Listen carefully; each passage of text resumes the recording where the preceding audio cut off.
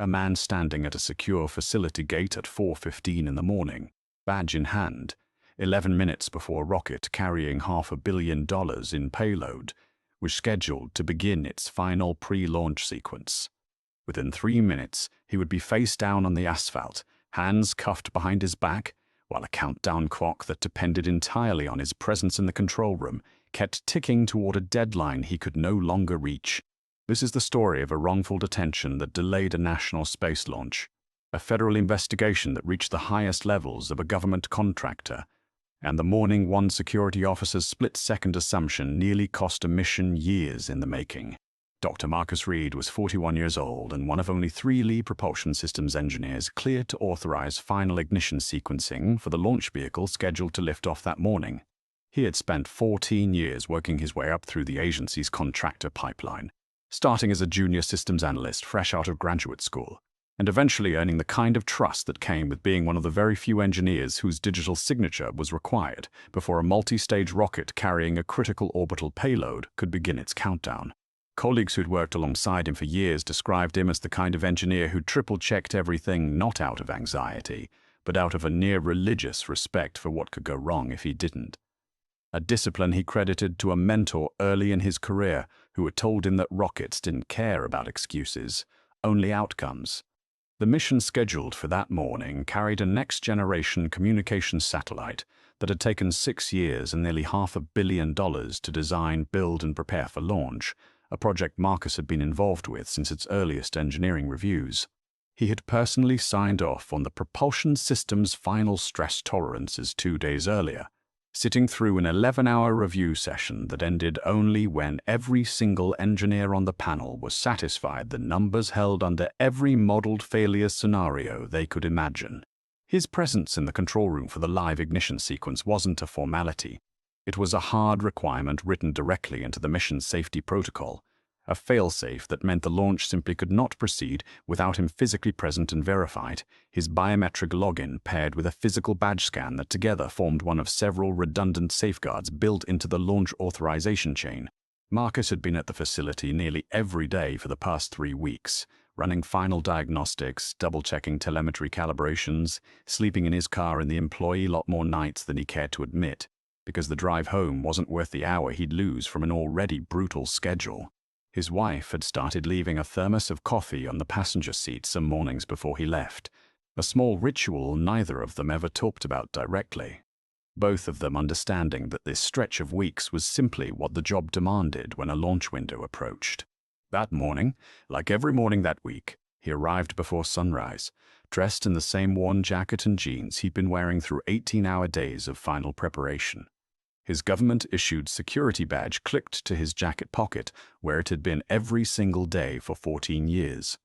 The facility's main employee gate had experienced a badge reader malfunction 2 nights earlier, an issue flagged urgently given the heightened security posture surrounding any active launch window. Facility security had been placed on a modified protocol overnight, with explicit instructions to manually verify identification for anyone whose badge failed to register cleanly on the first scan. A process that, under normal circumstances, took less than 60 seconds. Marcus approached the gate at 4:15 that morning, badge in hand, mind already running through the final checklist items he needed to confirm before the 5,000 AM ignition sequence briefing. He swiped his badge. The reader blinked red instead of green. The same malfunction that had been plaguing the system intermittently for 2 days, a known issue already logged with facilities maintenance and flagged to the overnight security shift specifically so no legitimate badge holder would be unnecessarily delayed. Marcus swiped again. Red. He glanced at his watch. The kind of small, sharp anxiety familiar to anyone who had ever watched a critical deadline narrow in real time, and reached for his phone to call the control room directly and explain he might be a minute or 2 late through the gate. Security Officer Travis Boone, working his first week on the overnight launch security rotation after transferring from a less sensitive post elsewhere on the broader government campus, had not been adequately briefed on the badge reader malfunction, a gap in shift change communication that would later become a central finding in the resulting investigation. He saw a man in worn, unremarkable clothing repeatedly swiping a badge that kept failing, phone now raised to his ear, standing at the perimeter of one of the most sensitive launch facilities in the country, less than an hour before an active mission window. "Sir, step away from the gate," Boone said, approaching with his hand already resting on his sidearm, his voice carrying the tight, overcorrected authority of someone newly assigned to a post he didn't yet fully understand. "I work here," Marcus said, lowering his phone, his urgency about the time now mixing with confusion at the officer's tone. "My badge isn't reading. It's a known issue. I'm trying to call the control room to let them know I might be a minute late. I'm Dr. Reid, propulsion engineering. I need to be inside before the 5 o'clock briefing. I need to see that badge directly, and I need you to stop making calls until I've verified your identity," Boone said, stepping closer, eyes narrowing at the worn jacket, the unshaven jaw, the general disheveled appearance of a man who had, in truth, simply been awake and working for the better part of 3 weeks straight. "Officer, with respect, every minute we spend on this is a minute I'm not in that control room, and I am required to be physically present for ignition authorization. Please, just radio dispatch. They'll confirm everything immediately." "Hands where I can see them," Boone said, his tone hardening further, clearly unconvinced and now visibly suspicious of the urgency in Marcus's voice, which to an untrained ear sounded less like legitimate concern and more like the kind of pressure tactic someone might use to rush past a checkpoint. "I'm holding my badge and my phone, that's all that's in my hands," Marcus said, fighting to keep his voice level even as the seconds ticked past with brutal, audible weight in his mind. "I need you to either let me through or get someone from Facility Command out here immediately. I am not exaggerating when I say this launch cannot proceed without me." "That's exactly the kind of thing someone says when they're trying to talk their way past security," Boone snapped, and before Marcus could respond, he'd closed the distance, gripping Marcus's arm and forcing it behind his back. "This is a mistake," Marcus said, the calm in his voice fraying now, not from fear of the officer but from the agonizing knowledge of exactly what was unfolding on a clock he could no longer control. "I am not resisting. Please just call the control room, ask for Dr. Reid, ask for anyone on the propulsion team. They will confirm this in 10 seconds. Boone wasn't listening. He forced Marcus down onto the asphalt, knee pressed into his shoulder blades, cuffs ratcheting shut around wrists that, hours earlier, had been calibrating fuel mixture ratios on a multi-stage launch vehicle. Marcus's phone clattered to the ground beside him, the call he'd been making to the control room still connected, the launch coordinator on the other end now hearing, with growing alarm, the unmistakable sounds of a physical struggle instead of the engineer she'd been expecting to check in. "Dr. Reid? Marcus, are you there? What's happening?" The launch coordinator's voice crackled faintly from the phone now lying on the asphalt, audible but unanswered, the call still live as Boone radioed for backup. "Possible unauthorized access attempt at the East Employee Gate. Subject detained, requesting additional units," Boone reported, his voice carrying the satisfied edge of someone who believed he'd just caught something significant. Within 90 seconds, a second officer arrived, a senior member of the facility security team named Diane Castellano, who had worked launch security for over a decade, and who recognized Marcus the moment she stepped out of her vehicle, even face down on the pavement. "Boone! Boone, stand down. That's Dr. Reid. He's lead propulsion engineering. He's on the ignition authorization list for this morning's launch." Castellano was already moving toward Marcus, her voice sharpening with an urgency that had nothing to do with security protocol and everything to do with a fast-closing window she understood far better than her newer colleague did. She had worked enough launch mornings over the years to know exactly what a delay like this could cost, not in dollars, but in the cumulative strain it placed on a control room full of people who had spent years preparing for a window measured in seconds. "He matched," Boone started. "I don't care what he matched," Castellano cut him off, already pulling out her cuff key. Get him up right now." Marcus was uncuffed and back on his feet within seconds, his jacket smeared with grit, his wrist throbbing where the cuffs had bitten in, his phone, still connected to the control room, finally retrieved from the asphalt. He picked it up immediately, his voice steadying with effort as he addressed the launch coordinator directly. "I'm here. I'm okay. I'm coming in now.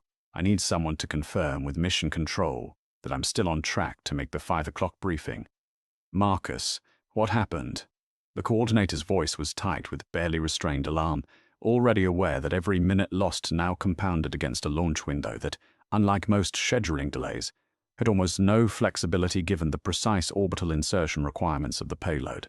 "I'll explain everything once I'm inside," Marcus said, already moving toward the now open gate, Castellano walking briskly beside him, radioing ahead to clear his path through the remaining security checkpoints. Without further delay, he made it to the control room at 4:52 a.m. 8 minutes before the briefing, his hands still slightly unsteady as he pulled up his console and began the final pre-ignition diagnostic checks. The launch proceeded that morning, delayed by 11 minutes from its original window. A delay that, while ultimately absorbed within the mission's built-in contingency margin, immediately triggered a mandatory incident report given the operational impact on an active national security and commercial payload mission. The facility's director of security operations, a retired Air Force colonel named Richard Hensley, was in his office reviewing the incident report less than 2 hours after the launch successfully reached orbit. What he found troubled him deeply: a badge reader malfunction that had been logged and flagged days earlier, a shift change briefing gap that left a newly assigned officer without critical context, and a lead propulsion engineer who had been physically restrained and delayed less than an hour before an irreplaceable, time-critical launch window. Hensley called Marcus directly that afternoon. "Dr. Reid, I want you to know this is being treated as a serious operational failure, not a minor personnel issue. You could have been the reason this mission failed to reach its window through absolutely no fault of your own, and I intend to find out exactly how that happened." He had spent 30 years in the Air Force learning that the most dangerous failures were rarely the dramatic ones, but the quiet, procedural gaps that nobody noticed until they nearly cost something irreplaceable. Marcus, still processing the physical soreness in his shoulder and the lingering disbelief of the morning's events, was measured in his response. "I appreciate that, Colonel, but I want this looked at honestly. I've worked at this facility for 14 years. My badge has never been an issue before. The only thing different this morning was what I looked like standing at that gate at 4 in the morning, tired and underdressed after 3 weeks of 18-hour days."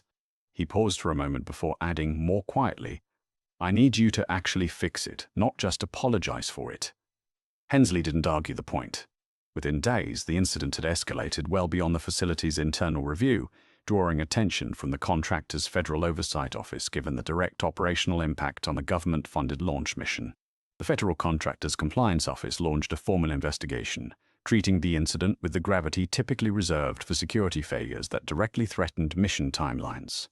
Given the operational stakes involved, the investigation moved with a speed unusual even for matters involving employee misconduct.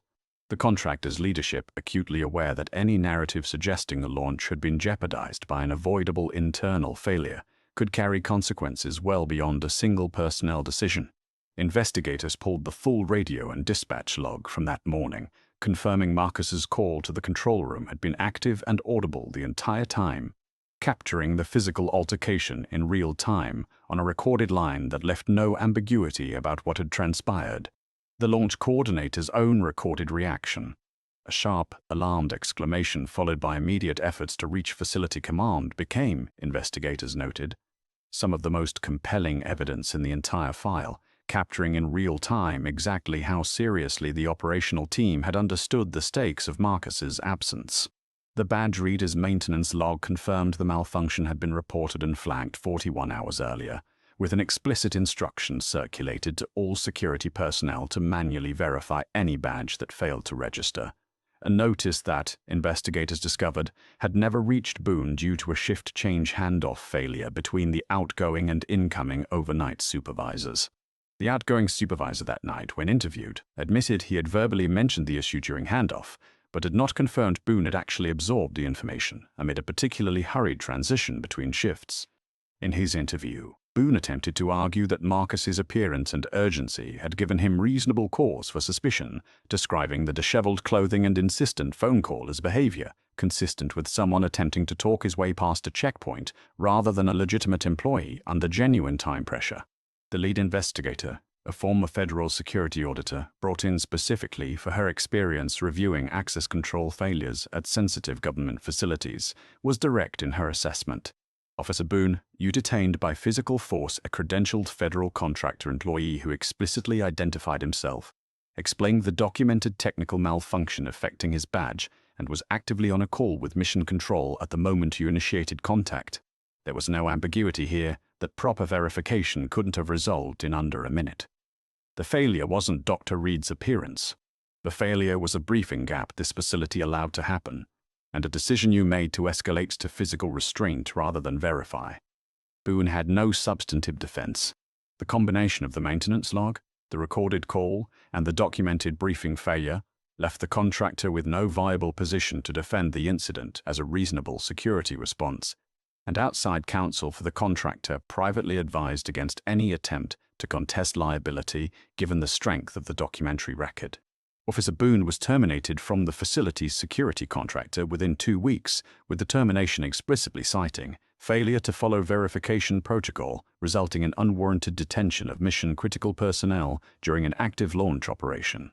The facility's broader security shift handoff procedures were overhauled entirely, introducing a mandatory written and verbal briefing checklist for any operational change affecting access protocols, specifically designed to prevent the kind of information gap that had left Boone unaware of the badge reader issue in the first place. Colonel Hensley personally oversaw the rollout of the new checklist system, telling his team in a briefing shortly after that, rebuild redundancy into every system on that launch pad except, apparently, the one walking through our own gate, and that ends now. The contractor settled with Dr. Reid for an undisclosed sum reported by sources familiar with the matter to exceed $2 million, alongside a formal written acknowledgement from the facility's leadership that the incident represented a serious failure of both training and judgment. The settlement also funded a new engineering scholarship, established in Marcus's name, supporting underrepresented students pursuing aerospace engineering degrees at 3 partner universities, a field where Marcus remained acutely aware of just how few people who looked like him occupied roles like his. He insisted on personally reviewing the first round of scholarship applicants himself, a process he described to a colleague as the first time the incident had actually felt like it produced something worth the mourning it had cost him. Marcus continued working at the facility, his badge access uninterrupted, his role on the propulsion team unchanged. He still arrives before sunrise during launch windows, still wears the same kind of worn, practical clothing suited for 18-hour days rather than appearances, though colleagues noted he began carrying a laminated copy of his security clearance documentation in his jacket pocket alongside his badge, a small, quiet precaution he never discussed, but that everyone around him understood without needing to ask. Castellano, the security officer who had freed him that morning, was promoted to lead the facility's revised gate verification training program, a role she approached with the same instinctive thoroughness that had made her recognize Marcus instantly when it mattered most. 6 months later, Marcus stood in the same control room for another launch, this one proceeding without incident, the same steady hands that had once been cuffed on a stretch of asphalt now guiding a multi-stage vehicle through a flawless ignition sequence. He watched the telemetry feed confirm successful stage separation, allowed himself a brief, quiet exhale, and turned back to his console, because there was still work to do. Somewhere behind him, on the wall near the control room entrance, a new sign had gone up in the weeks following the settlement. Simple black text on a plain white background, every badge, every time, no exceptions.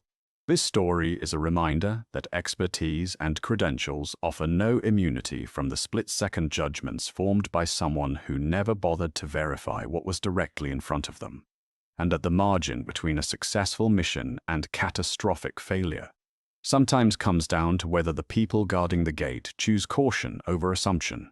If this story made your blood boil, hit that like button, share it with someone who needs to see it, and subscribe for more true stories of justice finally catching up.